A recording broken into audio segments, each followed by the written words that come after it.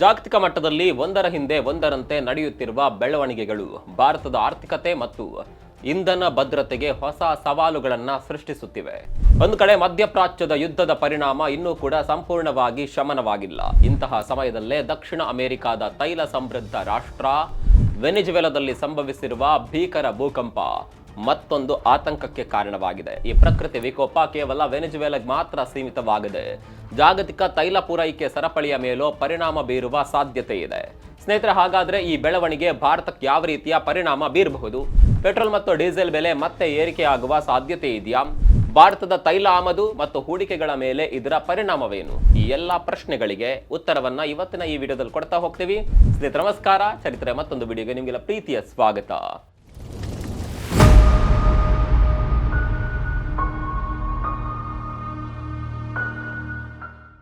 June 24ರಂದು ಕೇವಲ 39 ಸೆಕೆಂಡುಗಳ ಅಂತರದಲ್ಲಿ ವೆನಿಜುವೆಲಾದಲ್ಲಿ 2 ಪ್ರಬಲ ಭೂಕಂಪಗಳು ಸಂಭವಿಸಿದವು.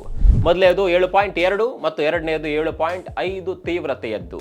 ಕಳೆದ ಸುಮಾರು 150 ವರ್ಷಗಳಲ್ಲೇ ಇದು ವೆನಿಜುವೆಲಾ ಕಂಡ ಅತ್ಯಂತ ಪ್ರಬಲ ಭೂಕಂಪಗಳಲ್ಲಿ ಒಂದಾಗಿದೆ. ಹಲವಾರು ಮಂದಿ ಪ್ರಾಣ ಕಳೆದುಕೊಂಡಿದ್ದು, ಸಾವಿರಾರು ಜನ ಗಾಯಗೊಂಡಿದ್ದಾರೆ. ಆದರೆ ಭಾರತದ ಆತಂಕ ಜನಹಾನಿಯ ಬಗ್ಗೆ ಮಾತ್ರವಲ್ಲ, ಅಲ್ಲಿನ ತೈಲ ಬಂದರುಗಳು ಹಾಗೂ ಸಾಗಾಣಿಕೆ ವ್ಯವಸ್ಥೆಗೆ ಆಗಿರುವ ಹಾನಿಯೇ ಭಾರತದ ಕಳವಳಕ್ಕೆ ಪ್ರಮುಖ ಕಾರಣವಾಗಿದೆ. ಈ ಭೂಕಂಪ ಸಮುದ್ರದ ಆಳದಲ್ಲಿಯೂ ಸಂಭವಿಸಿರೋದ್ರಿಂದ ಹಡಗುಗಳ ಸಂಚಾರಕ್ಕೂ ತೊಂದರೆ ಉಂಟಾಗಿದೆ. ಇದರಿಂದ ತೈಲ ಸಾಗಣೆ ವಿಳಂಬವಾಗುವ ಸಾಧ್ಯತೆ ಹೆಚ್ಚಾಗಿದೆ. ಭಾರತಕ್ಕೆ ವೆನಿಜುವೆಲಾ ಯಾಕೆ ಮುಖ್ಯ ಅಂದ್ರೆ, ಭಾರತ ತನ್ನ ಇಂಧನ ಅಗತ್ಯದ ಸುಮಾರು 85% ವಿದೇಶಗಳಿಂದ ಆಮದು ಮಾಡಿಕೊಳ್ಳುತ್ತೆ. ಇರಾನ್ ಇಸ್ರೇಲ್ ಸಂಘರ್ಷದ ಬಳಿಕ ಹರ್ಮುಜ್ ಜಲಸಂಧಿ ಮೂಲಕ ತೈಲ ಪೂರೈಕೆಯಲ್ಲಿ ಅನಿಶ್ಚಿತತೆ ಎದುರಾದ ಕಾರಣ ಭಾರತ ವೆನಿಜುವೆಲಾದಿಂದ ಆಮದು ಮಾಡೋದನ್ನು ಹೆಚ್ಚಿಸಿತ್ತು. ಏಪ್ರಿಲ್ ಮತ್ತು ಮೇ ತಿಂಗಳಲ್ಲಿ ಭಾರತ ದಾಖಲೆ ಪ್ರಮಾಣದಲ್ಲಿ ವೆನಿಜುವೆಲಾದಿಂದ ಕಚ್ಚಾ ತೈಲವನ್ನ ಖರೀದಿಸಿತ್ತು.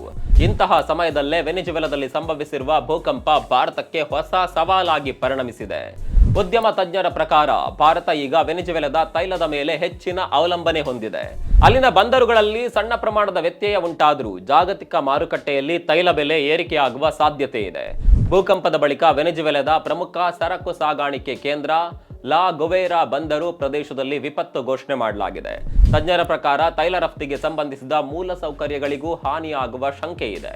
ಇದರಿಂದ ಪ್ರಮುಖ 3 ಸಮಸ್ಯೆಗಳು ಎದುರಾಗುವ ಸಾಧ್ಯತೆ ಇದೆ. ಮೊದಲನೇದಾಗಿ, ತೈಲ ಸಾಗಿಸುವ ಹಡಗುಗಳು ಬಂದರಿನಲ್ಲೇ ಕಾಯಬೇಕಾದ ಪರಿಸ್ಥಿತಿ ಉಂಟಾಗಬಹುದು. ಎರಡನೇದಾಗಿ, ವಿದ್ಯುತ್ ವ್ಯತ್ಯಯ ಮತ್ತು ಮೂಲ ಸೌಕರ್ಯದ ಸಮಸ್ಯೆಯಿಂದ ತೈಲ ತುಂಬುವ ಕಾರ್ಯದಲ್ಲಿ ದಿನಗಳ ಅಥವಾ ವಾರಗಳ ವಿಳಂಬವಾಗುವ ಸಾಧ್ಯತೆ ಇದೆ.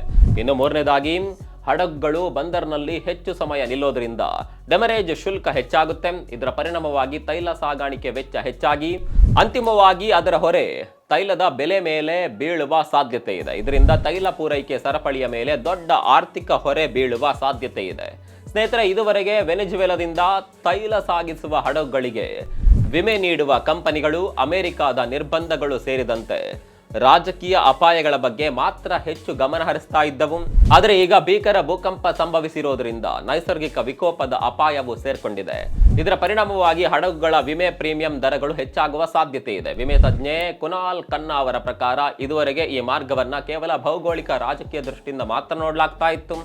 ಆದರೆ ಈಗ ಭೂಕಂಪದಂತಹ ನೈಸರ್ಗಿಕ ವಿಕೋಪಗಳ ಅಪಾಯವು ಹೆಚ್ಚಾಗಿರೋದ್ರಿಂದ ತೈಲ ಸಾಗಣೆ ಮತ್ತಷ್ಟು ದುಬಾರಿಯಾಗುವ ಸಾಧ್ಯತೆ ಇದೆ. ಇದರ ನೇರ ಪರಿಣಾಮ ಭಾರತದ ಆರ್ಥಿಕತೆಯ ಮೇಲೂ ಬೀಳಬಹುದು. ಭಾರತ ವೆನಿಜುವೆಲಾದಿಂದ ತೈಲವನ್ನ ಖರೀದಿ ಮಾಡೋದಷ್ಟೇ ಅಲ್ಲ, ಅಲ್ಲಿನ ತೈಲ ಕ್ಷೇತ್ರದಲ್ಲಿ ಭಾರಿ ಪ್ರಮಾಣದ ಹೂಡಿಕೆಯನ್ನು ಮಾಡಿದೆ. ಸರ್ಕಾರಿ ಸ್ವಾಮ್ಯದ ONGC ವಿದೇಶ್ ಸಂಸ್ಥೆ ವೆನಿಜುವೆಲಾದ ಹಲವು ತೈಲ ಯೋಜನೆಗಳಲ್ಲಿ ಪಾಲುದಾರಿಕೆಯನ್ನ ಹೊಂದಿದೆ. ಈ ತಿಂಗಳ ಆರಂಭದಲ್ಲೇ ಪ್ರಧಾನಿ ನರೇಂದ್ರ ಮೋದಿ ಅವರು ವೆನಿಜುವೆಲಾದ ಉಪಾಧ್ಯಕ್ಷೆ ಡೆಲ್ಸಿ ರೋಡ್ರಿಕ್ಸ್ ಅವರೊಂದಿಗೆ ಉನ್ನತ ಮಟ್ಟದ ಸಭೆ ನಡೆಸಿದ್ರು. ಆ ಸಭೆಯಲ್ಲಿ ಗಣಿಗಾರಿಕೆ, ಕ್ರಿಟಿಕಲ್ ಮಿನರಲ್ಸ್, ಔಷಧ ಮತ್ತು ಆಟೋಮೊಬೈಲ್ ಕ್ಷೇತ್ರಗಳಲ್ಲಿ ಭಾರತೀಯ ಕಂಪನಿಗಳ ಹೂಡಿಕೆ ಕುರಿತು ಚರ್ಚೆ ನಡೆದಿತ್ತು. ಆದರೆ ಇದೀಗ ಸಂಭವಿಸಿರುವ ಭೂಕಂಪ ಆ ಯೋಜನೆಗಳ ಮೇಲೂ ಅನಿಶ್ಚಿತತೆಯ ಕರಿನೆರಳು ಮೂಡಿಸಿದೆ. ಹೂಡಿಕೆ ಮಾಡುವ ಮುನ್ನ ಭಾರತ ಮತ್ತೊಮ್ಮೆ ಪರಿಸ್ಥಿತಿಯನ್ನ ಸೂಕ್ಷ್ಮವಾಗಿ ಪರಿಶೀಲಿಸಬೇಕಾದ ಅನಿವಾರ್ಯತೆ ಎದುರಾಗಿದೆ. ಕಾರ್ಯಾಚರಣೆಗಳು ಸ್ಥಗಿತಗೊಂಡರೆ ಭಾರತೀಯ ಹೂಡಿಕೆದಾರರಿಗೆ ಸಿಗುವ ಲಾಭಾಂಶವು ಕಡಿಮೆ ಆಗುವ ಸಾಧ್ಯತೆ ಇದೆ. ಸ್ನೇಹಿತರೆ, ಮಧ್ಯಪ್ರಾಚ್ಯದ ಮೇಲಿನ ಅವಲಂಬನೆಯನ್ನ ಕಡಿಮೆ ಮಾಡಲು ಭಾರತ ವೆನಿಜುವೆಲಾವನ್ನ ಪರ್ಯಾಯ ತೈಲ ಮೂಲವಾಗಿ ಆಯ್ಕೆ ಮಾಡಿಕೊಂಡಿತ್ತು. ಆದರೆ ಈಗ ಆ ಪರ್ಯಾಯ ಮಾರ್ಗವು ಪ್ರಕೃತಿಯ ವಿಕೋಪದಿಂದ ಸಂಕಷ್ಟಕ್ಕೆ ಸಿಲುಕಿದೆ.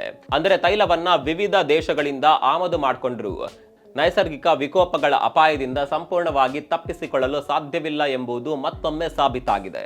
ಪ್ರತಿಯೊಂದು ಹೊಸ ವ್ಯಾಪಾರ ಮಾರ್ಗವು ತನ್ನದೇ ಆದ ಸವಾಲುಗಳನ್ನು ಹೊಂದಿರುತ್ತದೆ ಎಂಬುದನ್ನ ಈ ಘಟನೆ ಸ್ಪಷ್ಟಪಡಿಸಿದೆ. ಹಾಗಾದ್ರೆ ಪೆಟ್ರೋಲ್ ಡೀಸೆಲ್ ಬೆಲೆ ಮತ್ತೆ ಏರಿಕೆಯಾಗುತ್ತಾ ಅನ್ನುವ ಪ್ರಶ್ನೆ ನಿಮ್ಮೆಲ್ಲರಲ್ಲೂ ಕೂಡ ಮೂಡಿರಬಹುದು. ಇರಾನ್ ಇಸ್ರೇಲ್ ಸಂಘರ್ಷದ ಪರಿಣಾಮ ಈಗಾಗಲೇ ಜಾಗತಿಕ ತೈಲ ಮತ್ತು ಅನಿಲ ಬೆಲೆಗಳಲ್ಲಿ ಏರಿಕೆ ಕಂಡುಬಂದಿತ್ತು. ನಂತರ ಪರಿಸ್ಥಿತಿ ಸ್ವಲ್ಪ ಶಾಂತವಾಗುತ್ತಿದ್ದಂತೆ ಪೆಟ್ರೋಲ್ ಮತ್ತು ಡೀಸೆಲ್ ಬೆಲೆ ಇಳಿಯುವ ನಿರೀಕ್ಷೆ ಮೂಡಿತ್ತು.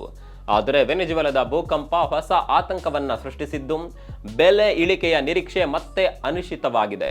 ವೆನೆಜುವೆಲಾದಲ್ಲಿ ಸಂಭವಿಸಿದ ಈ ಭೀಕರ ಭೂಕಂಪ ಭಾರತದ ಇಂಧನ ಭದ್ರತೆಗೆ ಹೊಸ ಸವಾಲು ಒಡ್ಡಿದೆ. ಯುದ್ಧದ ಪರಿಣಾಮದಿಂದ ಪಾರಾಗಲು ಭಾರತ ಕಂಡುಕೊಂಡಿದ್ದ ಪರ್ಯಾಯ ಮಾರ್ಗವೇ ಈಗ ಪ್ರಕೃತಿಯ ವಿಕೋಪಕ್ಕೆ ಸಿಲುಕಿರೋದು ವಿಪರ್ಯಾಸ. ಬಂದರುಗಳ ಕಾರ್ಯಾಚರಣೆಯಲ್ಲಿನ ಅಡಚಣೆ, ವಿಮೆ ವೆಚ್ಚದ ಏರಿಕೆ ಮತ್ತು ತೈಲ ಸಾಗಣೆಯ ವಿಳಂಬದಿಂದ ಭಾರತದ ತೈಲ ಮಾರುಕಟ್ಟೆಯ ಮೇಲೆ ನೇರ ಪರಿಣಾಮ ಬೀಳುವ ಸಾಧ್ಯತೆ ಇದೆ. ಜೊತೆಗೆ ONGC ವಿದೇಶನಂತಹ ಸಂಸ್ಥೆಗಳ ಸಾವಿರಾರು ಕೋಟಿ ರೂಪಾಯಿ ಹೂಡಿಕೆಯ ಮೇಲೂ ಅನಿಶ್ಚಿತತೆ ಕಾಡ್ತಾ ಇದೆ. ಈ ಘಟನೆ ಜಾಗತಿಕ ಪೂರೈಕೆ ಸರಪಳಿಯ ಮೇಲೆ ಕೇವಲ ರಾಜಕೀಯ ಬೆಳವಣಿಗೆಗಳಷ್ಟೇ ಅಲ್ಲ, ನೈಸರ್ಗಿಕ ವಿಕೋಪಗಳು ಕೂಡ ಎಷ್ಟು ದೊಡ್ಡ ಪರಿಣಾಮ ಬೀರಬಲ್ಲವು ಎಂಬುದಕ್ಕೆ ಸ್ಪಷ್ಟ ಉದಾಹರಣೆಯಾಗಿದೆ. ಇಂಧನ ಭದ್ರತೆಗಾಗಿ ಭಾರತ ಆಮದು ಮೇಲಿನ ಅವಲಂಬನೆಯನ್ನ ಕಡಿಮೆ ಮಾಡಿ ಸ್ವಾವಲಂಬನೆಯತ್ತ ಇನ್ನಷ್ಟು ವೇಗವಾಗಿ ಸಾಗಬೇಕಾದ ಅಗತ್ಯ ಈಗ ಮತ್ತಷ್ಟು ಸ್ಪಷ್ಟವಾಗಿದೆ. ಈಗ ಭಾರತದ ಮುಂದೆ ಹಲವಾರು ಸವಾಲುಗಳಿದೆ. ವೆನೆಜುವೆಲಾದಲ್ಲಿ ಸಂಭವಿಸಿರುವ ಈ ಭೀಕರ ಭೂಕಂಪ ಕೇವಲ ಒಂದು ದೇಶದ ಸಮಸ್ಯೆಯಾಗಿ ಉಳಿಯೋದಿಲ್ಲ. ಯಾಕಂದ್ರೆ ಇಂದಿನ ಜಾಗತಿಕ ಆರ್ಥಿಕ ವ್ಯವಸ್ಥೆಯಲ್ಲಿ ಒಂದು ದೇಶದಲ್ಲಿ ನಡೆಯುವ ಬೆಳವಣಿಗೆ ಮತ್ತೊಂದು ದೇಶದ ಮೇಲೂ ಪರಿಣಾಮ ಬೀರುತ್ತದೆ.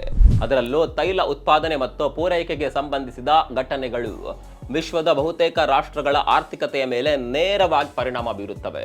ಈಗಾಗಲೇ ಹೇಳಿರುವಂತೆ ವೆನೆಜುವೆಲಾ ವಿಶ್ವದಲ್ಲೇ ಅತಿ ಹೆಚ್ಚು ಕಚ್ಚಾ ತೈಲ ಸಂಗ್ರಹ ಹೊಂದಿರುವ ರಾಷ್ಟ್ರಗಳಲ್ಲಿ ಒಂದಾಗಿದೆ. ಅಲ್ಲಿನ ಉತ್ಪಾದನೆ ಅಥವಾ ರಫ್ತು ಕೇವಲ ದಿನಗಳ ಮಟ್ಟಿಗೆ ಸ್ಥಗಿತಗೊಂಡರೂ ಅಂತಾರಾಷ್ಟ್ರೀಯ ಮಾರುಕಟ್ಟೆಯಲ್ಲಿ ಕಚ್ಚಾ ತೈಲದ ಬೆಲೆ ಏರಿಕೆಯಾಗುವ ಸಾಧ್ಯತೆ ಹೆಚ್ಚಿರುತ್ತದೆ. ಭಾರತ ತನ್ನ ಒಟ್ಟು ತೈಲ ಅಗತ್ಯದ ಬಹುಪಾಲನ್ನ ವಿದೇಶಗಳಿಂದಲೇ ಆಮದು ಮಾಡಿಕೊಳ್ಳುತ್ತೆ. ಹೀಗಾಗಿ ಜಾಗತಿಕ ಮಾರುಕಟ್ಟೆಯಲ್ಲಿ ಕಚ್ಚಾ ತೈಲದ ಬೆಲೆ ಏರಿದ್ರೆ ಅದರ ಪರಿಣಾಮ ಭಾರತದ ಮೇಲೂ ಕೂಡ ಬೀಳುತ್ತೆ. ಪೆಟ್ರೋಲ್ ಮತ್ತು ಡೀಸೆಲ್ ಮಾತ್ರವಲ್ಲದೆ ಸಾರಿಗೆ ವೆಚ್ಚವು ಹೆಚ್ಚಾಗುವ ಸಾಧ್ಯತೆ ಇದೆ. ಸಾರಿಗೆ ವೆಚ್ಚ ಏರಿದ್ರೆ ತರಕಾರಿ, ಹಣ್ಣು, ಹಾಲು, ದಿನಸಿ ಸೇರಿದಂತೆ ಅನೇಕ ಅಗತ್ಯ ವಸ್ತುಗಳ ಬೆಲೆ ಏರಬಹುದು. ಇದರ ಪರಿಣಾಮವಾಗಿ ಹಣದುಬ್ಬರ ಹೆಚ್ಚಾಗುವ ಆತಂಕವೂ ಕೂಡ ಎದುರಾಗಬಹುದು. ಇದರ ಜೊತೆಗೆ ಭಾರತದ ತೈಲ ಸಂಸ್ಕರಣಾ ಘಟಕಗಳಿಗೂ ಹೊಸ ಸವಾಲು ಎದುರಾಗುವ ಸಾಧ್ಯತೆ ಇದೆ. ವೆನೆಜುವೆಲಾದಿಂದ ಆಮದು ಆಗುವ ಕಚ್ಚಾ ತೈಲದ ಗುಣಮಟ್ಟಕ್ಕೆ ಅನುಗುಣವಾಗಿ ಹಲವು ರಿಫೈನರಿಗಳು ಕಾರ್ಯನಿರ್ವಹಿಸುತ್ತವೆ. ಒಂದು ವೇಳೆ ಪೂರೈಕೆಯಲ್ಲಿ ವ್ಯತ್ಯಯ ಉಂಟಾದರೆ ಬೇರೆ ದೇಶಗಳಿಂದ ತೈಲ ಖರೀದಿಸಬೇಕಾಗುತ್ತೆ. ಇದರಿಂದ ಸಾಗಣೆ ವೆಚ್ಚ ಮತ್ತು ಸಂಸ್ಕರಣಾ ವೆಚ್ಚ ಎರಡೂ ಕೂಡ ಹೆಚ್ಚಾಗಬಹುದು. ಈ ಪರಿಸ್ಥಿತಿಯಲ್ಲಿ ಭಾರತಕ್ಕೆ ಹಲವು ಪರ್ಯಾಯ ಮಾರ್ಗಗಳಿದ್ದರೂ ಅವುಗಳಿಗೂ ತಮ್ಮದೇ ಆದ ಸವಾಲುಗಳಿವೆ. ರಷ್ಯಾ, ಸೌದಿ ಅರೇಬಿಯಾ, ಇರಾಕ್ ಅಥವಾ ಯುನೈಟೆಡ್ ಅರಬ್ ಎಮಿರೇಟ್ಸ್ನಿಂದ ಹೆಚ್ಚುವರಿ ತೈಲ ಖರೀದಿಸುವ ಅವಕಾಶ ಇದ್ದರೂ ಜಾಗತಿಕ ಬೇಡಿಕೆ ಹೆಚ್ಚಾದರೆ ಅಲ್ಲಿಯೂ ಬೆಲೆ ಏರಿಕೆಯಾಗುವ ಸಾಧ್ಯತೆ ಇದೆ. ಅಗತ್ಯವಿದ್ದರೆ ಸರ್ಕಾರ ತನ್ನ ತುರ್ತು ತೈಲ ಸಂಗ್ರಹವನ್ನ ಬಳಸುವ ಆಯ್ಕೆಯನ್ನ ಕೂಡ ಪರಿಗಣಿಸಬಹುದು. ಸ್ನೇಹಿತರೆ, ಜಾಗತಿಕ ಇಂಧನ ಪೂರೈಕೆಯಲ್ಲಿ ರಾಜಕೀಯ ಸಂಘರ್ಷಗಳು ಮಾತ್ರವಲ್ಲ, ನೈಸರ್ಗಿಕ ವಿಕೋಪಗಳು ಕೂಡ ದೊಡ್ಡ ಮಟ್ಟದ ಹಾನಿಕಾರಕ ಅಂಶಗಳಾಗಬಹುದು. ಇದರಿಂದ ಭಾರತ ಭವಿಷ್ಯದಲ್ಲಿ ವಿದೇಶಿ ತೈಲದ ಮೇಲಿನ ಅವಲಂಬನೆಯನ್ನ ಹಂತ ಹಂತವಾಗಿ ಕಡಿಮೆ ಮಾಡಿ ದೇಶೀಯ ಉತ್ಪಾದನೆ, ಪರ್ಯಾಯ ಇಂಧನ, ವಿದ್ಯುತ್ ವಾಹನಗಳು, ನವೀಕರಿಸಬಹುದಾದ ಇಂಧನ ಮೂಲಗಳಿಗೆ ಹೆಚ್ಚಿನ ಒತ್ತು ನೀಡುವುದು ಕಾಲದ ಅಗತ್ಯವಾಗಿದೆ. ಇದೇ ಭಾರತದ ಇಂಧನ ಭದ್ರತೆಯನ್ನ ಬಲಪಡಿಸುವ ದೀರ್ಘಕಾಲೀನ ಪರಿಹಾರ. ಹಾಗಾದ್ರೆ ಸ್ನೇಹಿತರೆ, ಭಾರತದ ತೈಲ ಅವಲಂಬನೆ ಬಗ್ಗೆ ನಿಮ್ಮ ಅಭಿಪ್ರಾಯ ಏನು? ತಪ್ಪದೆ ಕಾಮೆಂಟ್ ಮಾಡಿ. ಮತ್ತೊಂದು ವಿಡಿಯೋದಲ್ಲಿ ಸಿಗೋಣ. ಅಲ್ಲಿವರೆಗೂ ನಮಸ್ಕಾರ.